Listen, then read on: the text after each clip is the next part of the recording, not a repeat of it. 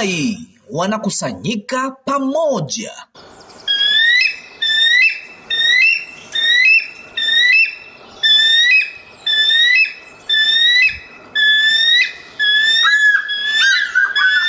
Hii ni barua ya leo Jumamosi, tarehe 23 mwezi wa 5 mwaka wa 2026 kutoka kwa nabii wa Mungu ndugu Joseph Branham wa maskani ya Branham huko Jeffersonville, Indiana, Marekani, kwa bibi harusi wa Yesu Kristo kote ulimwenguni.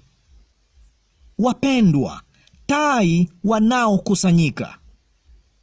Huu mvuto mkubwa ni wa nini unaotendeka kote ulimwenguni? Watu kutoka kote ulimwenguni wanakusanyika saa 6 mchana masaa ya Jeffersonville, wakiketi majumbani mwao na makanisani mwao kwa matarajio makubwa, wakingojea kuisikia sauti ya Mungu izungumze nao. Ni jambo la ajabu mno na lisilo na mantiki kwa ulimwengu kuzisikiliza kanda tu.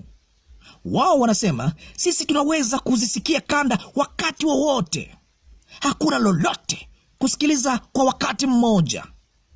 Lazima usikilize huduma iliyo mubashara, mhubiri, si ati kanda tu. Wao wamekwama katika mapokeo yao. Hakuna kitu kama hiki kimewahi kutokea katika historia ya ulimwengu. Ni nini kimewavutia watu hawa kuungana wote kwa wakati mmoja kuisikia sauti hiyo ikimwita bibi harusi wake atoke? Ni Mungu akitimiza Luka 17:30. Ni Mungu akitimiza Ufunuo 10:7. Ni Mungu akifunua Waebrania 13:8.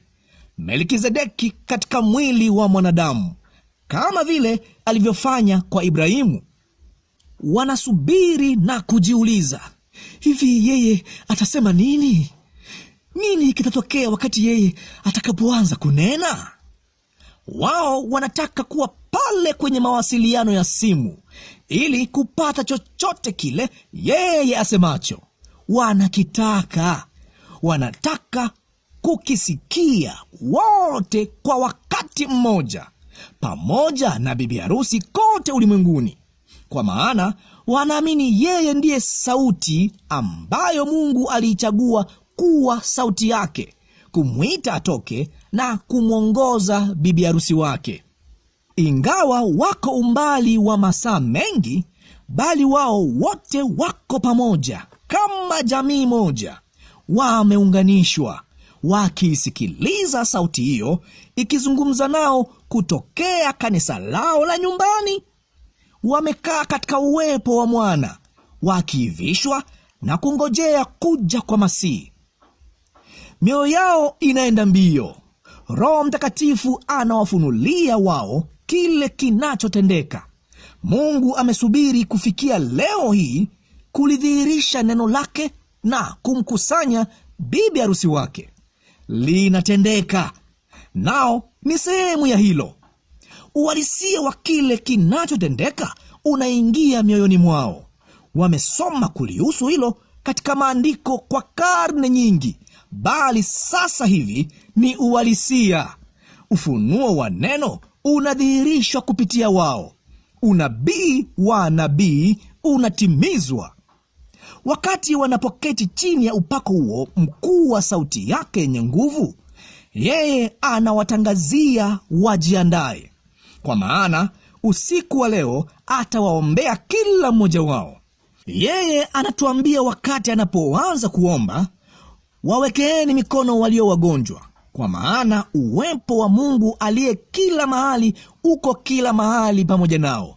Haijalishi wako wapi, Texas, kule juu California, juu kule Arizona, Amerika Kusini, hata kwenye vibanda vilivyopo msituni ule upande mwingine wa dunia.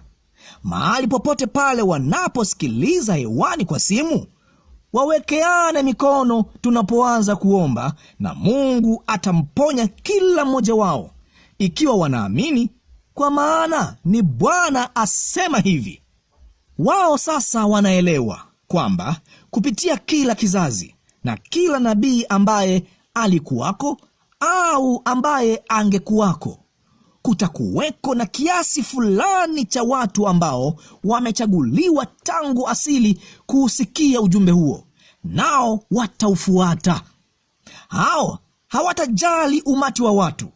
Wao hawajali ukosoaji wa asiyeamini anayesema ati ni makosa au sio njia ya Mungu iliyoandaliwa.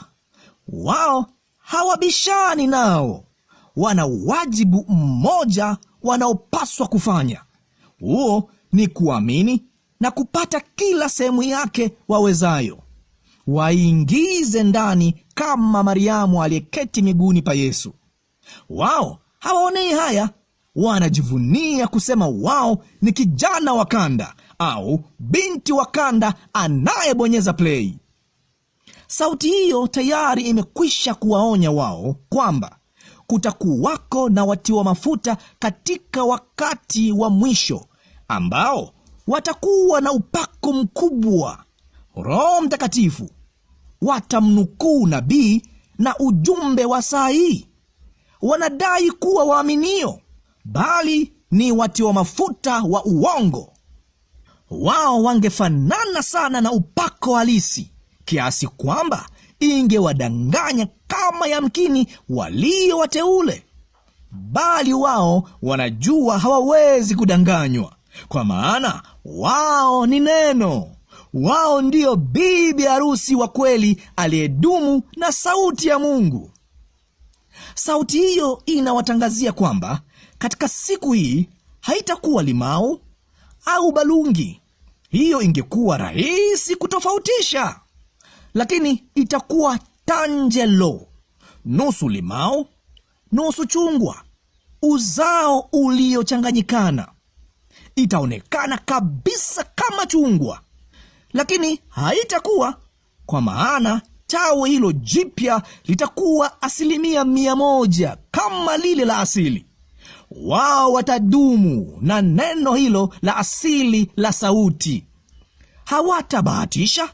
Wao watadumu na yule ambaye Mungu mwenyewe alimtangaza kuwa ndiye sauti yake, neno lake aliyethibitishwa kwa nguzo ya moto.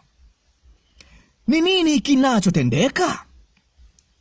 Uzao wa Mungu uliochaguliwa tangu asili hauwezi kutenda chochote bali kuifuata na kuisikiliza sauti hiyo, kwa maana ni zaidi ya maisha kwao. Unaweza kuyatwaa maisha yao, bali huwezi kuichukua sauti hiyo. Je, ni mvuto gani? Mungu kama kawaida akitimiza neno lake.